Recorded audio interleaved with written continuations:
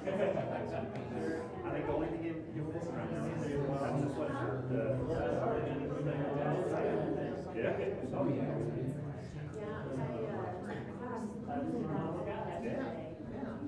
how a bunch of Long time no see.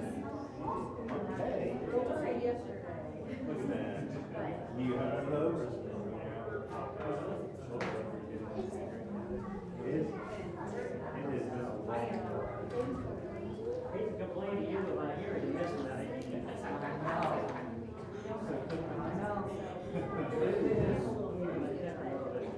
I'm waiting to room with my barber and they go back up. Yeah? by yourself. Heck, I told somebody today that I saw old US Tiger.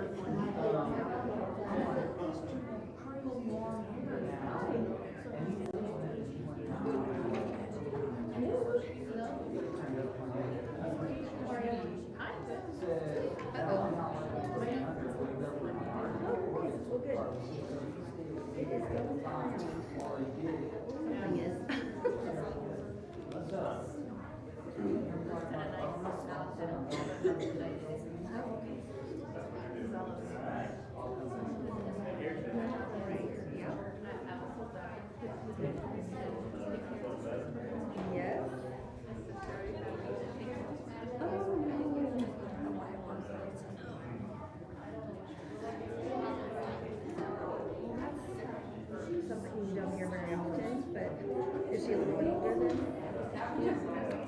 Okay. Is she okay, or is she pretty miserable?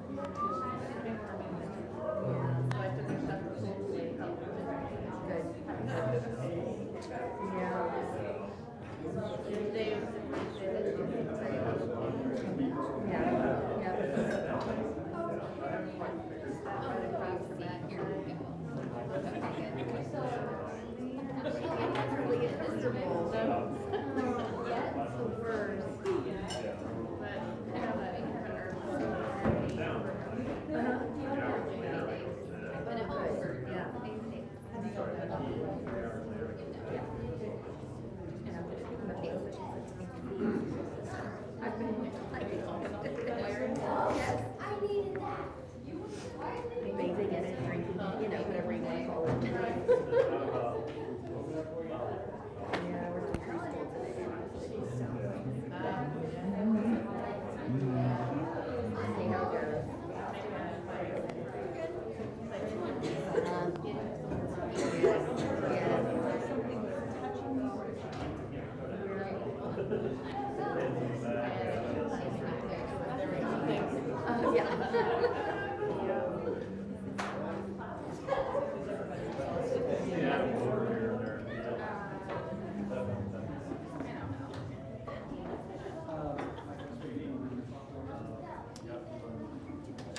All right, welcome, peacemakers. I know you've been actively living out the principles that we've been studying and letting those work in your lives and in your relationships. So we kind of opened up the floor. I'd like to do that again. What kind of fruit have you seen these principles bear recently?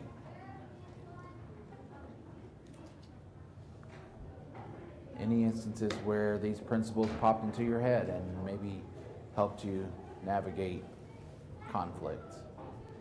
I actually looked at it in conflicts that I'm not a part of, but seeing them and helping guide the power of positive thinking and trying to take that and just kind of inject goodness into the situation to try and, help resolve a conflict that may not even be, like verbally known, but just trying to help others with it, even when I'm like not currently in a conflict.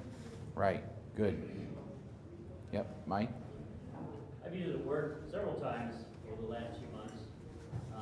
And each time I use the principles, I've learned that if you have a systematic way of putting two people to resolve their issues with the expectation that we're going to take the emotion out of it, and we're gonna work it out until we can get a solution to the problem. It's a completely different way than we used to doing it in the past. Good, yep, good. What else? Anything else?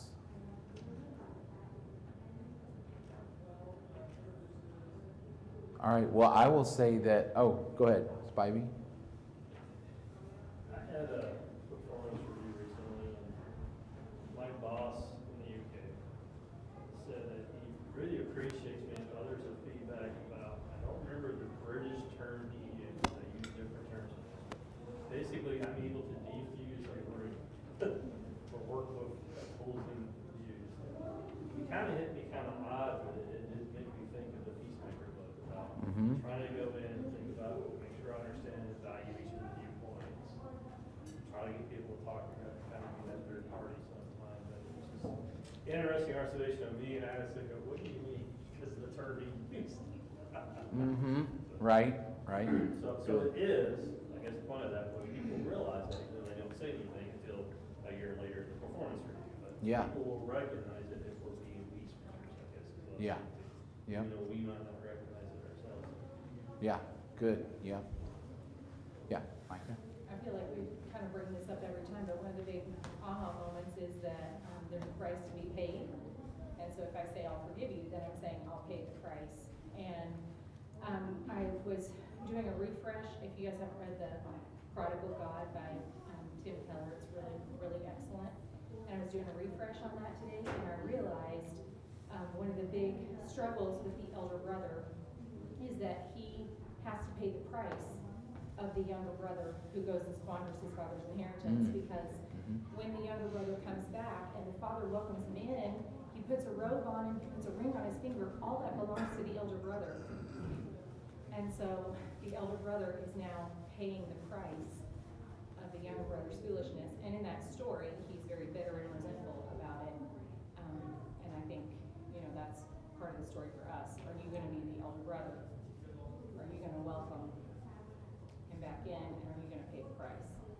Right, good. 2 talks about, it's like, it includes us as hey, we're due our pound of flesh as well, right? Obviously the transgression is against God, but the transgression is also against us, right? And so even if we are the elder brother, we have the decision to make. And now all of us have all the tools to implement that if we're in that situation, right?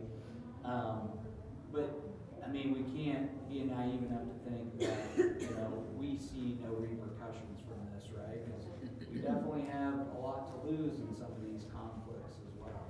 Yeah. Yeah, and to kind of bring it full circle, like, those 2 boys, the prodigal son and the older brother, they would have known the story of Cain and Abel, and that God asked Cain, where's your brother? And Cain says, am I my brother's keeper? And he's asking that rhetorically, like, no, he's not. But really the answer is, yeah, we should look out for each other. And we should go and search for each other. And the older brother, he didn't seem to go and search for his younger brother and say, hey, you're being really foolish here. And here Jesus, the righteous older brother, did go and search for his younger brother. And so there is a contrast in the prodigal son. The elder brother, he's bitter and resentful and begrudging the fattened calf and feeling like a slave to his father and angry, sitting outside the house, seething. But Jesus is telling the story, and he did the exact opposite. Like, he left heaven, and he condescended and did all this, and he paid. Like, he was the ransom, the propitiation, right? The satisfaction of the canceled debt rested on him. And so he went, he is his brother's keeper. And he came in and found us, right? He went looking for us. Yeah, so why would we think we would do any differently, right? Why are we so close to the vest with that, right? Well, and so, I mean, it always comes back to Christ. Right. And so that's kind of the thing where we go, we are agents of Christ, right? It's like we are a part of Him, and so even in all this conflict and resolution that we may even be able to be a part of, whether that's ourselves or outside of us, all of that, it's easy to go, oh, I did that, right? That was my victory. And we've always got to remember to bring that back to Christ and go, no, I'm just the conduit through which His rich grace and mercy is shown.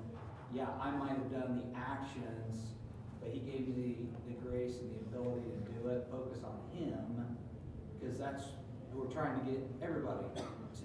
Right. Yep. And I will say, I know that Mike is practicing some of this, because I will confess that there have been 2 classes where the entire class period has been something that I was just rubbing some things in Mike's face. The most recent one, we spent the whole class period talking about the barking dog, and Mike comes up with a smile on his face and says, "You want to hear something funny?" And he said, "I had to put my dog down yesterday." And I'm like, wow. And that was the second time in like 3 classes, 2 out of the most recent 3 classes, we spent the whole class period talking about something that was very sensitive to Mike. And so I just want to kind of say thank you, Mike, for overlooking all of my insensitivities and having a gracious and welcoming and kind-hearted spirit, a forgiving spirit, where you came up and you said, "You want to hear something funny?" And you forgave the debt before I even asked, before I even knew there was one. You had forgiven it. So, and you didn't exact your pound of flesh, which is Shakespeare. Did you know that was Shakespeare, Cole? I didn't know that till recently. So we enjoy doing Shakespeare. So, so we're going to wrap up and kind of conclude this class, and I guess progress into something else starting on Sunday. We're going to start looking at Kings, 1st and 2nd Kings. So we're going to finish this up, and I really want to ask and try and answer the question of what do you do when you feel like you've exhausted all the efforts to reconcile with somebody that you've had a disagreement with. And I think the tendency is, man, I did everything God said. I prayed for this guy. I heaped burning coals. I did all this stuff.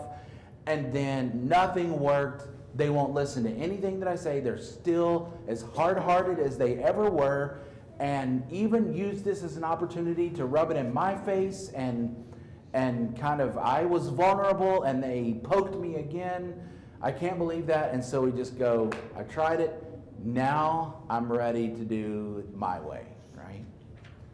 And I want to caution us against closing the Bible and feeling like we've tried that. Now I'm just going to write that person off. I'm going to give them the cold shoulder, and I'm going to be miserable around. I'm going to avoid, because everything I did.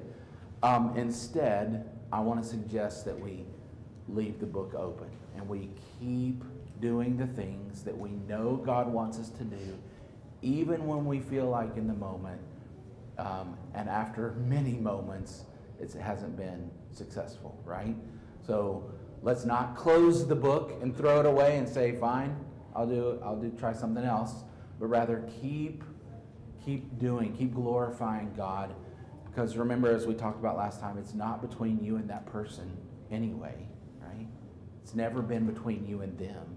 It's really been between you and God, and how are you going to glorify God and reflect His shining glory and His character, continue to make that shine. You can do that even when the other person refuses to reconcile.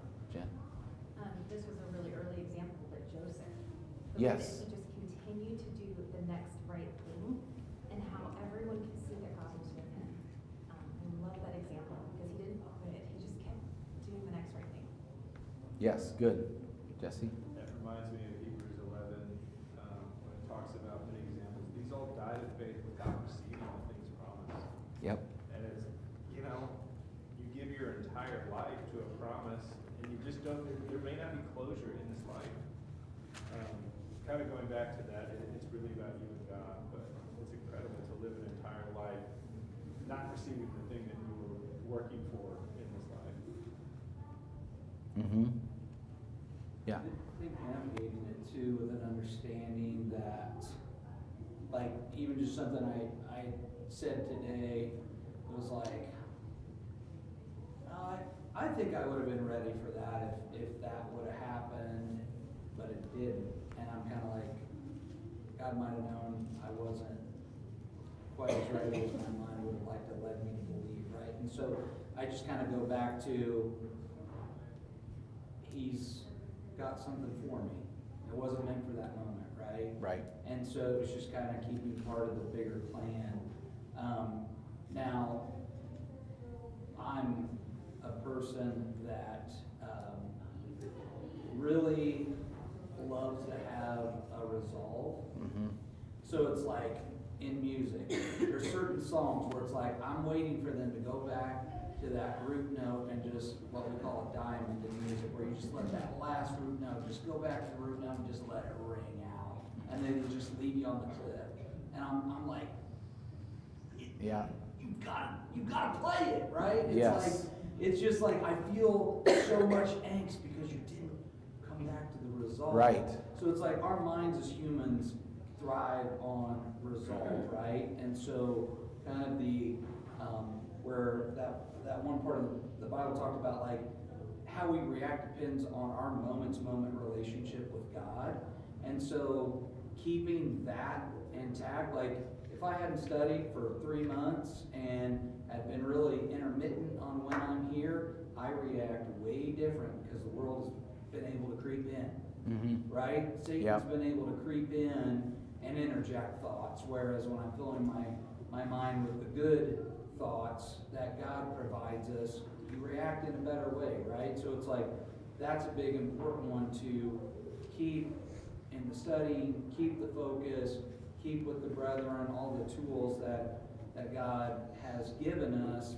And then the trick is, it's like pleasing God, that becomes more important to you than the good feeling or the emotion of what the resolve brings you, right? And going, Right. this might be part of something bigger. God, I want to trust you. Yep. Good. Yeah. Think about some of the stories where there was resolution, right? Mentioned Joseph. You remember Jacob and Esau, they didn't part ways the best. I think Jacob stole the birthright and the blessing and then tucked tail and ran. And then they're like traveling around, and then all of a sudden somebody goes, "Hey, look, there's Esau's clan."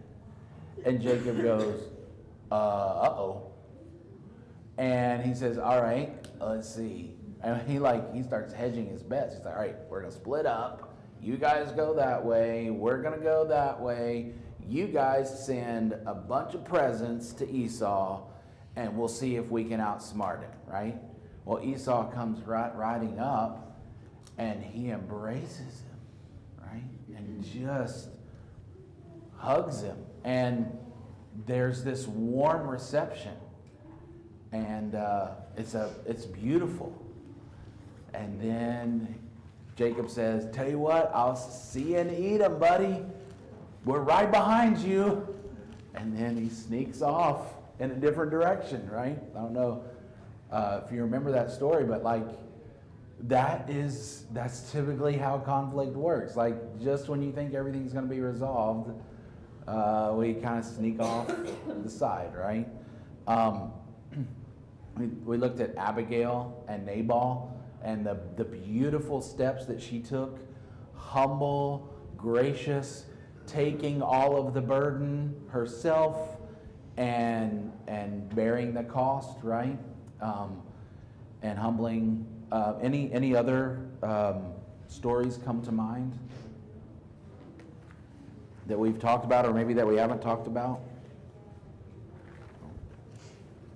I think with that story you just told, Jacob and Esau, right? Esau, I mean, it's like he chose to not drink the poison. Right. Of unforgiveness, right? yeah. Of unforgiveness. And so I think that is where, that doesn't mean that you just completely walk forward without any consequences. There's times where consequences are necessary for learning and growth for yourself or for others, right? But in its right context, it can be there. But regardless of that, it only kills us if we drink that poison.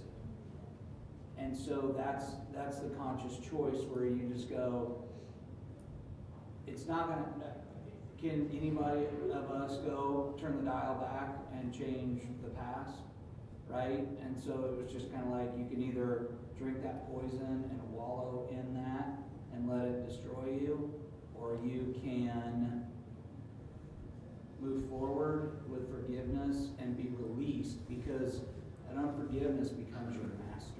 Yeah. And you wake up every day to serve it. Yep. And before long, you've been in it so much, that's now your normal mode of operation, right? And so it's like, let's free ourselves of that bondage, because Christ already, the unlimited grace that's in our bank account, He already released us. Let's not self-impose those chains back on ourselves. Yep, that's right, yeah. Yeah, so any other thoughts? I was reminded recently of the sharp dispute between Paul and Barnabas.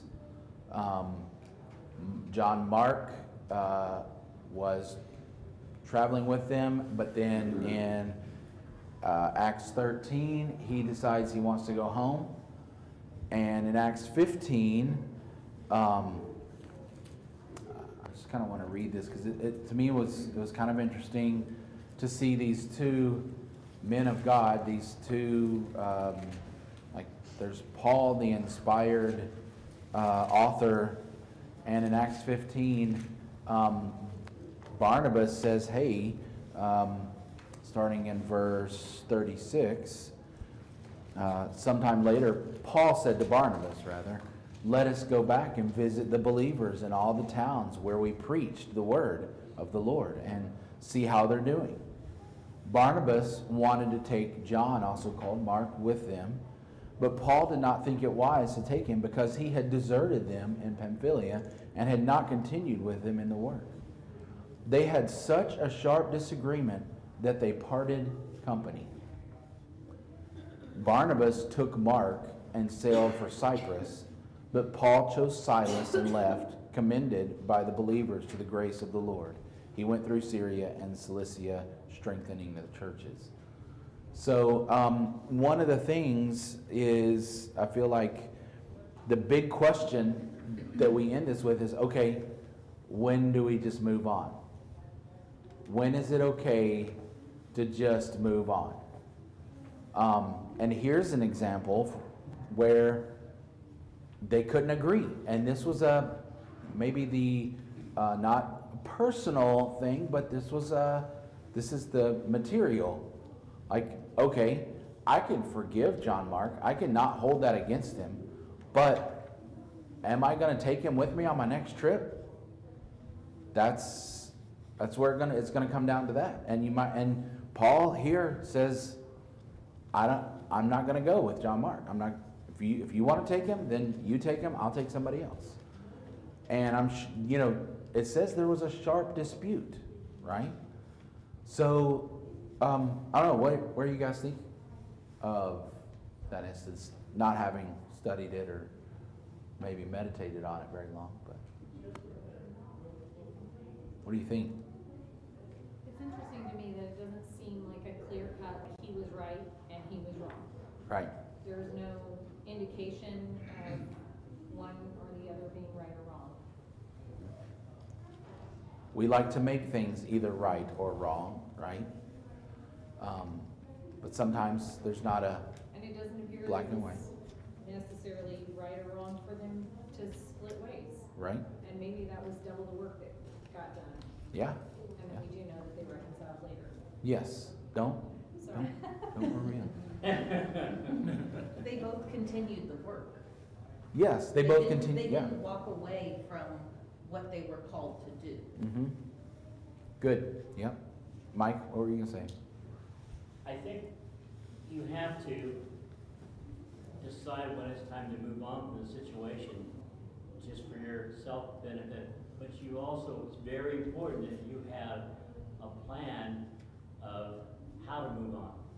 Moving on is time, but how do you move on will really make a difference. That might come back and solve itself later when they see exactly that you're treating them differently, you're treating them the same as you did before, and it has no bearing on, how we interact. And that opens the door for them to come back and maybe resolve the issue, or come to church sometime, or, see you being the Christian person in this dispute. Yep. Good. Yeah. Try to think about it like, take your 16-year-old self, okay, and you go where you are now in comparison to then in life. Mm-hmm. You think if every mistake you made, that door was closed to you.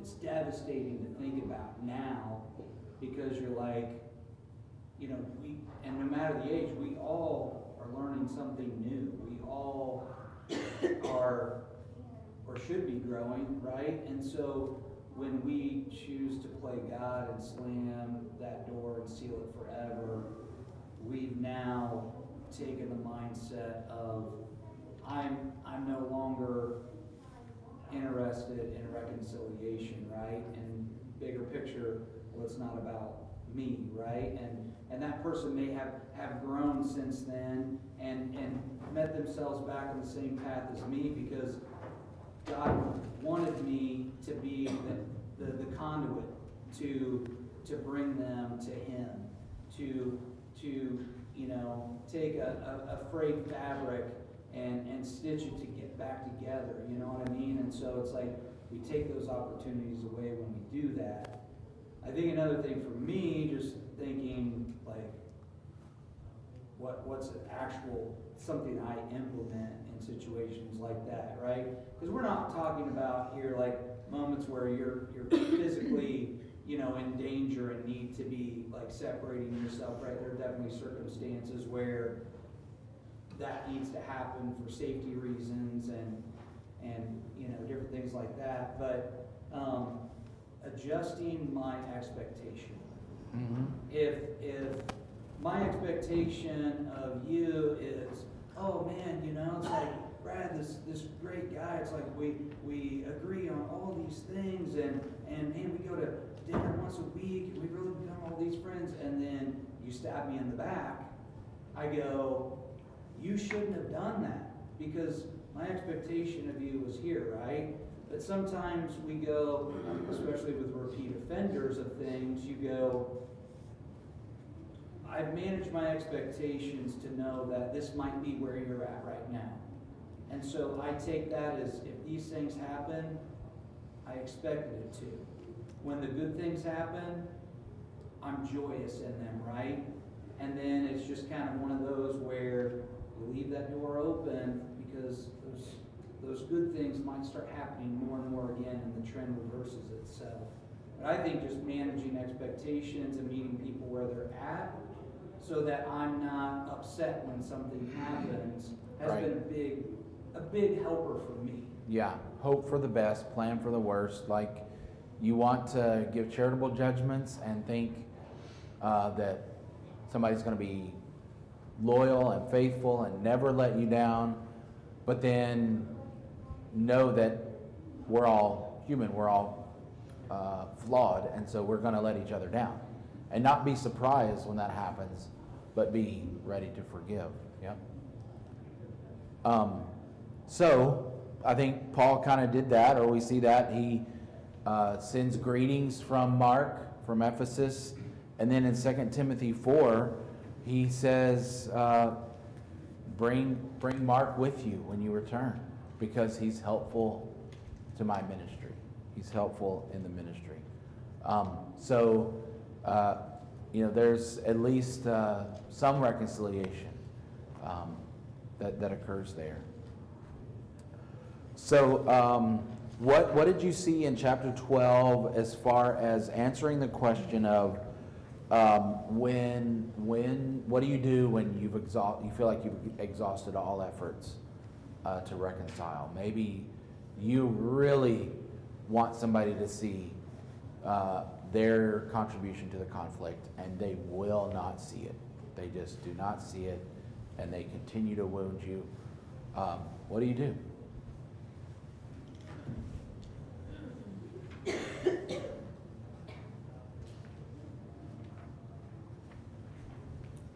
Hand it over to God and let him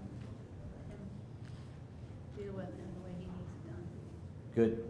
Yeah, I think there is a tendency to take it upon ourselves when God says, vengeance is mine.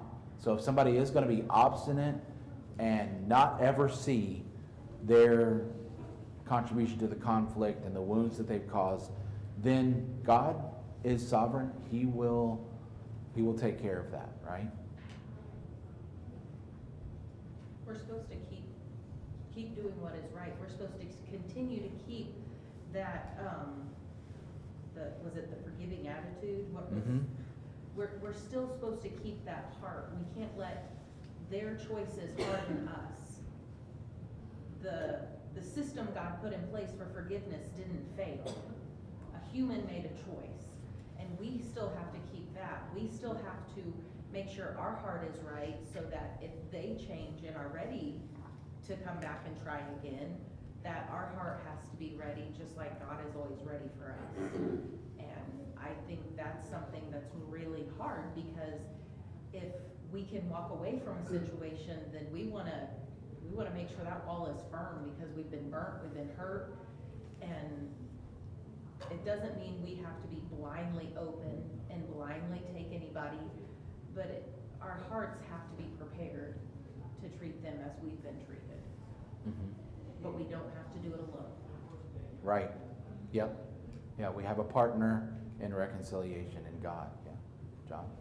So it talks about seeking the advice of others, but the other aspect of that is sometimes others will recognize and counsel you without you even asking.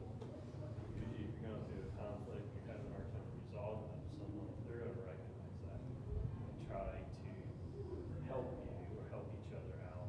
And sometimes the other part of that is knowing your limits is sometimes difficult, or they not be able to say, hey, you really need to just leave the guy alone for a while. Yep. We'll try to be a buffer or something. So know your limits, others, have a relationship with others. Yep. Yeah. And in chapter 12, page 252 and 253, it's the subtitle there is recognize your limits. And we define terms of success, or we define success in terms of what did we accomplish? Did we reconcile? Are we now best friends again? Can I trust them with everything? That's the way we measure success in our minds, right? But God defines success in terms of faithful obedience to his will. So did I do everything as far as it depended on me to live at peace? So was I faithful? to God in the ways that he wanted me to react? Or did I become bitter? Did I let evil overcome me?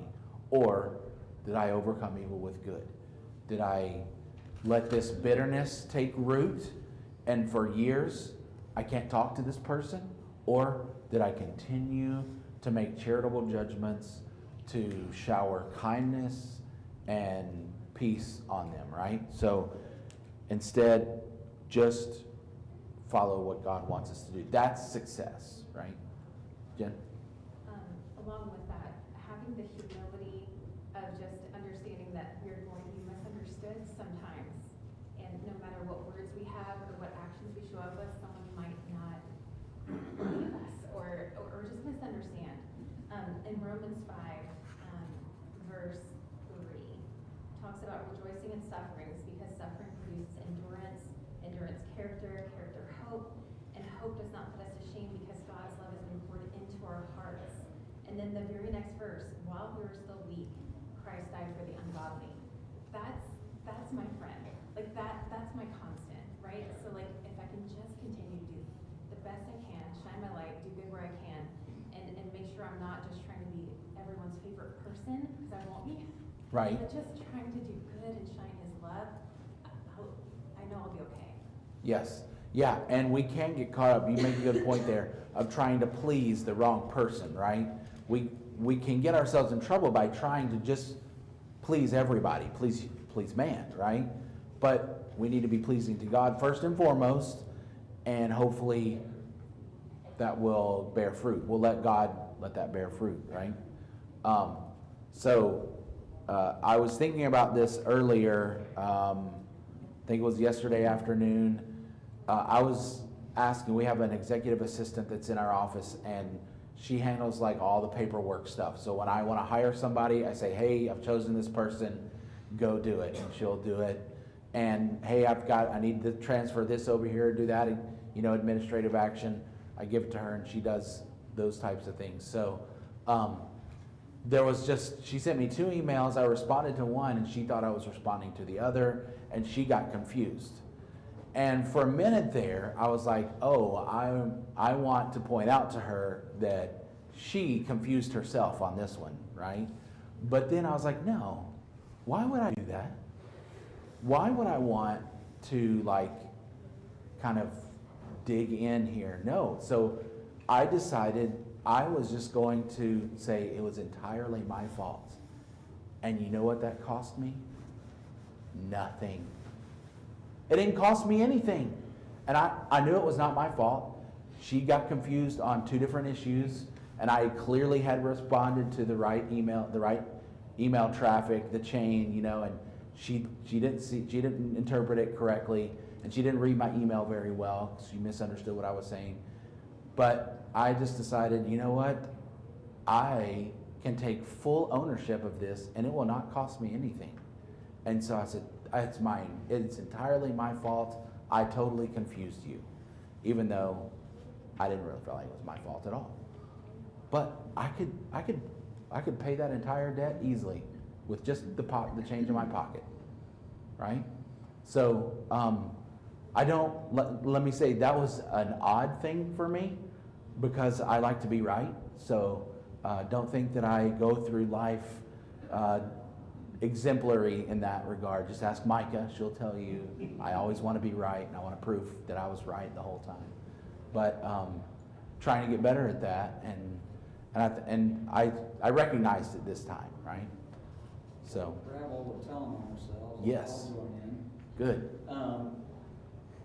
This has really brought to my attention how much I have wanted vengeance to be mine throughout the process.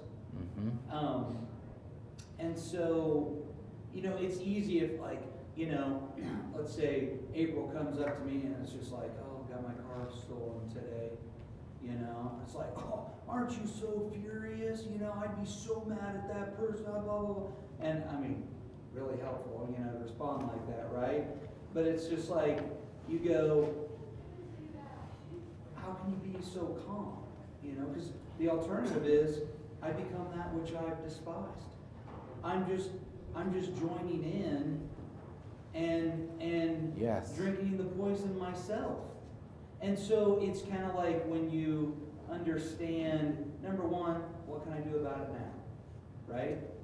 So I can have some steps moving forward to try and recover this, but it's like, that will gain me nothing to act crazy and a fool and just be the evil thing with which I'm currently despising, right? Right, yep. And so it's going, so it's a balance there, because it's like, okay, take consequences, for example.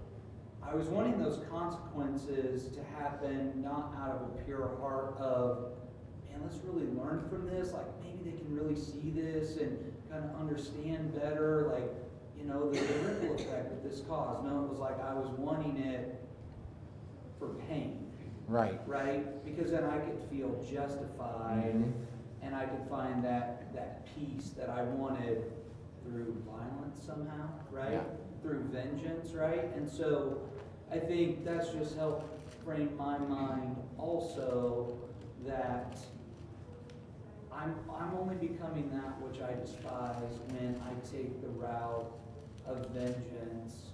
And that's not being, that's breaking the number one rule of the peacemaker is, how can I glorify God in this conflict, right? And so I've screwed it up from the beginning. So that's been a big one for me in my self-reflection on dealing with conflict. Yeah, yeah. It is like, I think justice is a healthy desire, that when we start to demand it and then exact justice, then we've taken that too far, right? We start to demand it in our own life and relish in other people getting maybe the justice that they deserve, right?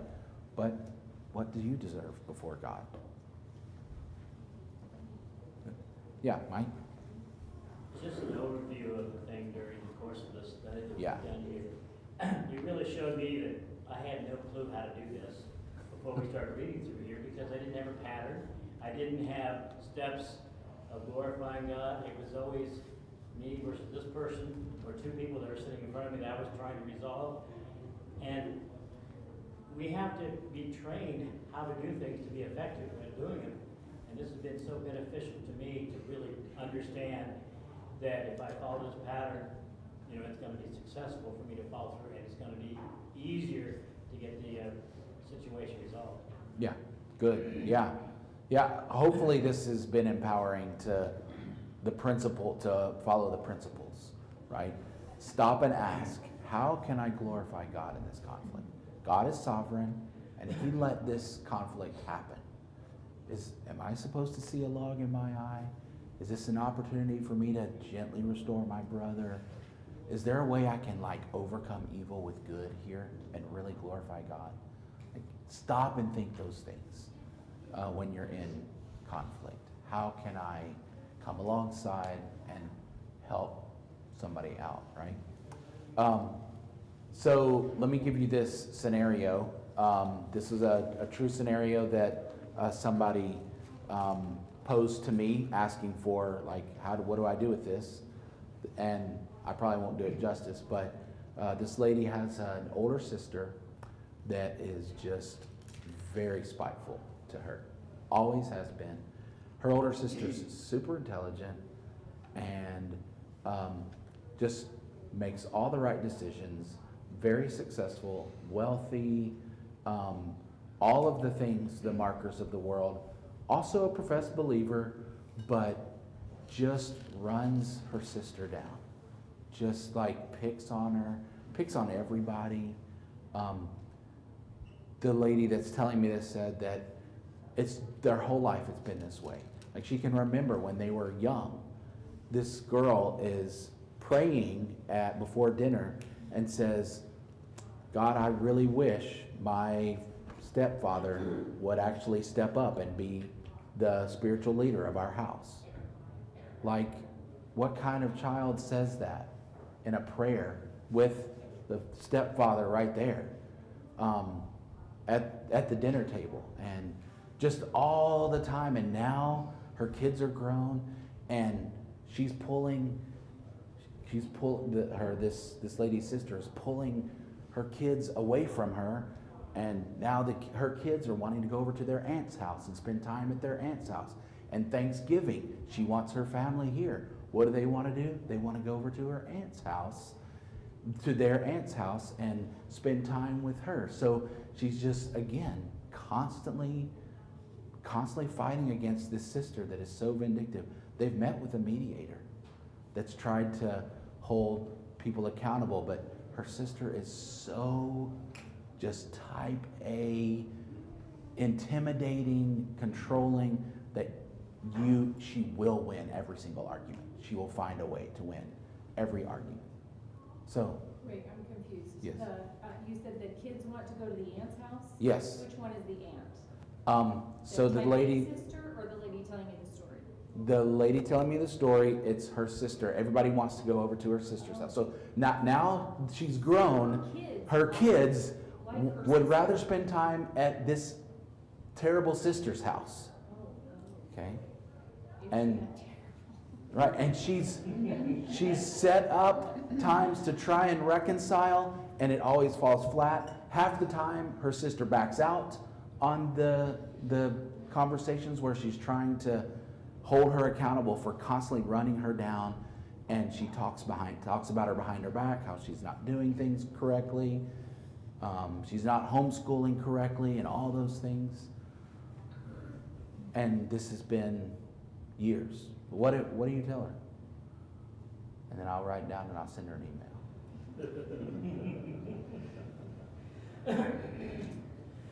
What do you think? How do you counsel her?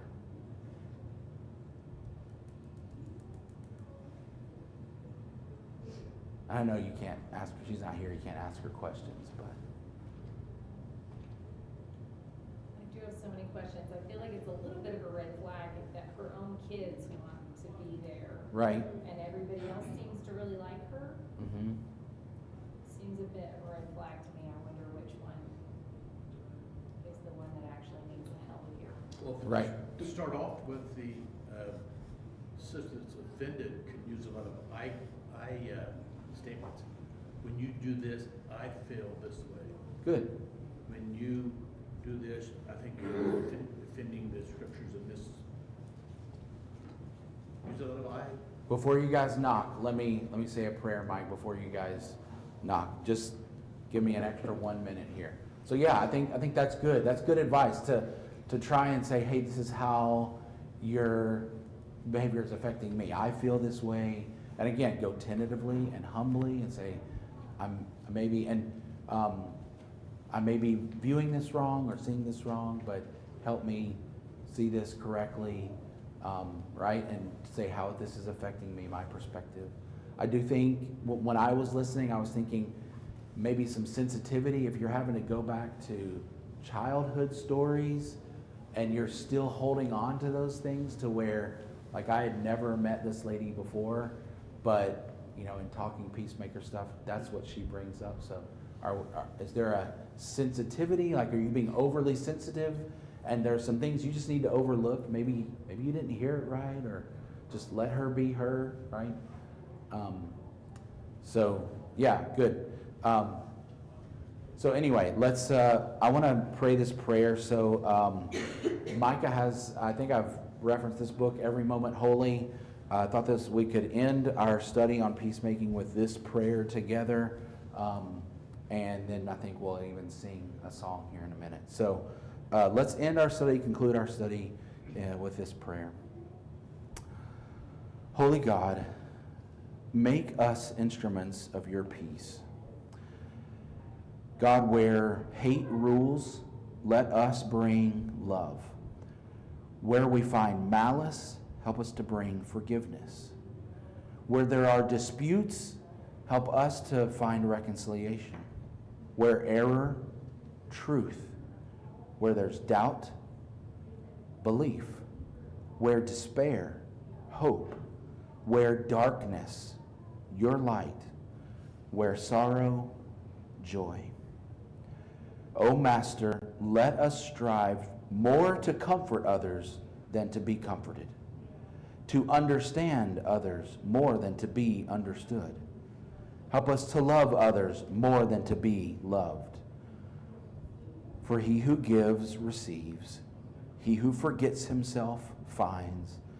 He who forgives receives forgiveness. And in dying, we rise again to eternal life. God, thank you for this study. Thank you for these past 5 months of rigorous and heart-wrenching study.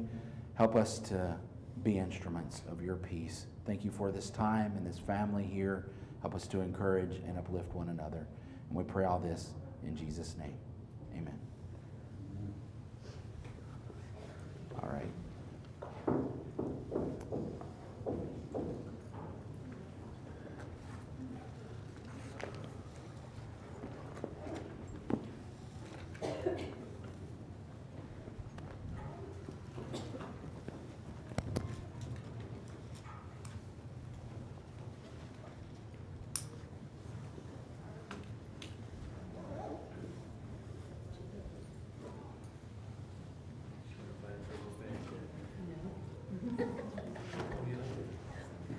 If I get anything else big, I'll put too much in this.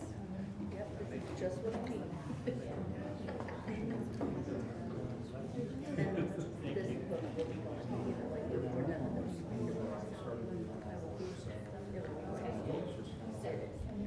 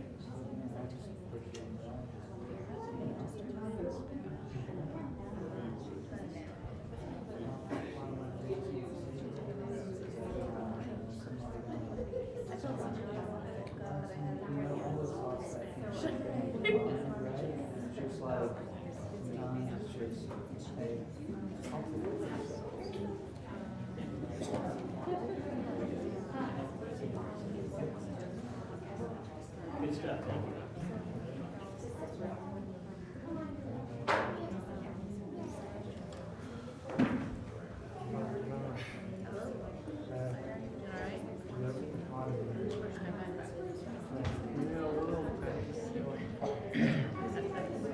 That would be nice, but. Yeah. It's better than nothing. Yeah.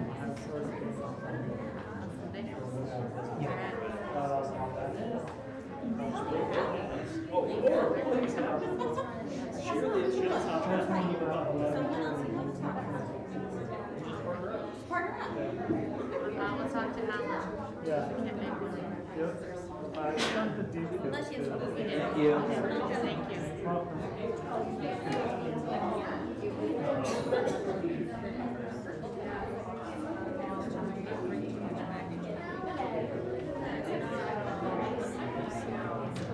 Randy, I'm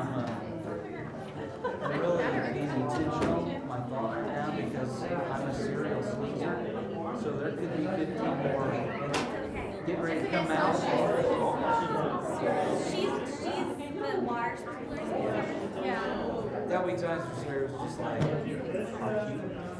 Like, this is getting good.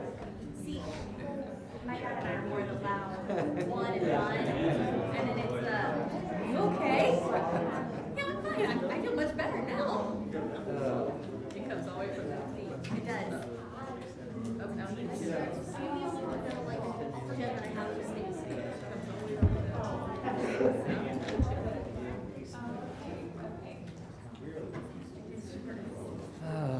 If y'all want to, you can get out the binders and turn to number 82. We're going to sing Instruments of Peace. It's a 2-pager here.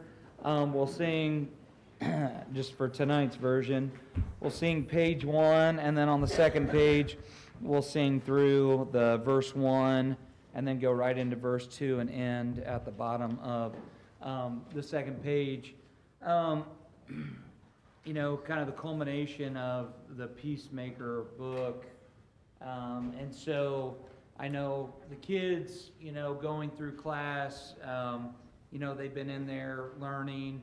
But I guess for the kids, and the young adults, I want them to know how much that the adults were out here learning as well in this. And so it was very impactful for us, and it's these moments that we all have to look at ourselves in the mirror and take an honest inventory of where we're at and how we can be better moving forward. And so we as adults are not exempt from that.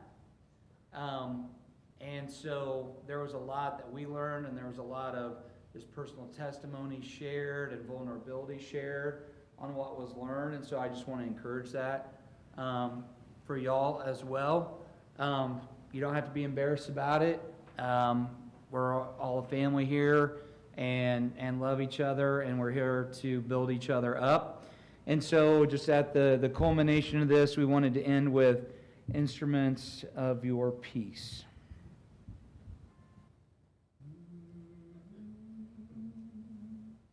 Lord, make us instruments of your peace. Where there is hatred, let your love increase. Lord, make us instruments of your peace. Walls of pride and prejudice shall cease when we are your instruments of peace. Where there is hatred, we will sow His love. Where there is injury, we will never judge.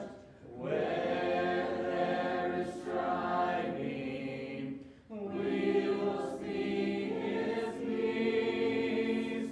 To the people crying for release, we will be His instruments of peace. Where there is blindness, we will pray for sight. Where there is darkness, we will shine His light. Where there is sadness, we will bear their grief. To the millions crying for release, we will be His instruments of peace.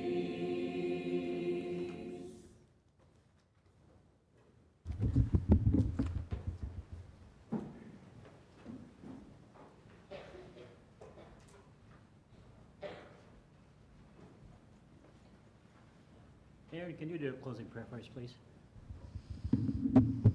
Lord, thank you for another day to live here amongst these people and in this land, the freedom that we have. We're so grateful for the kindness that you've shown and the grace you've shown upon us, that we can have a Savior that would be willing to die on our behalf.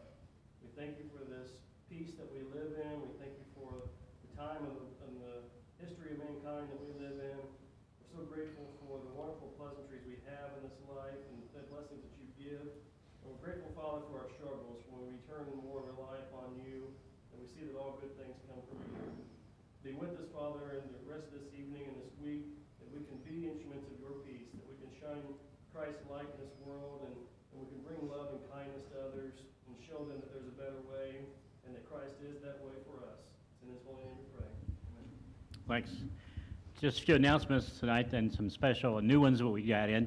Sam and Donna were not feeling good enough to be out tonight, but they're with us on the broadcast, so they are doing fine. Lori's not here tonight. She worked late, and also her mom fell at 2 a.m. this morning, and she had to get up, put her back to bed, couldn't go back to sleep, so she's exhausted. She's sore with no serious injury, her mom, but continue keeping their prayers for endurance and strength during this journey they're on with their parents. So keep that in mind. Austin is traveling for work. Jacob and Catherine are sick. Elijah's sick, that's why Alan's home with him. Donna's sister, keeping her prayers for June for the Alzheimer's, she's getting weaker and not accepting food that they're going through right now. Brenda's brother and their daughter, keep them in their prayers for the news we got. Positive on Alan, but not as positive on Avery as they go back and try to get a different plan forward for that. Ethan Purdy recovering from heart surgery. Steve Jones, a lot of you know him. He had a tumor was found on his kidney. We spent some time with him on Sunday afternoon. And he seems to me, I've known Jonesies for years, but he seems to be really weak right now and struggling with this health issue. So let's keep in his prayers. They're going to have a surgery in February. It was caught quite by accident on a x-ray they took of his upper body, and it just happened to be at the very bottom of the x-ray, so he's very lucky it was found. And then we want to make sure they keep it in their prayers. Reach out to him if you know him and give him some encouragement would be appreciated. Upcoming events. Sunday, January 25th, celebration with newlyweds Jacob and Catherine. Information is on the bulletin board back there. The offsite is February 7th and 8th, the cabin. February 16th is the small group of the Geyers. Been moved back 1 week for February because of the offsite. That was a lot, but I think I got everything. Anything that I need to add? Go ahead. His grandmother passed away. We're going to head to Ohio Saturday. Sorry to hear that. Prayers for you guys, and we look forward to seeing you when you come back, and God be with you in your travels. Anything else? Take what we learned in the last 5 months of our study of how to better deal with conflict. Go out, be a shining example to people that need that information, that don't know how to do it, and we can make a difference in a lot of people's lives if we do that on a regular basis. You guys have a great week.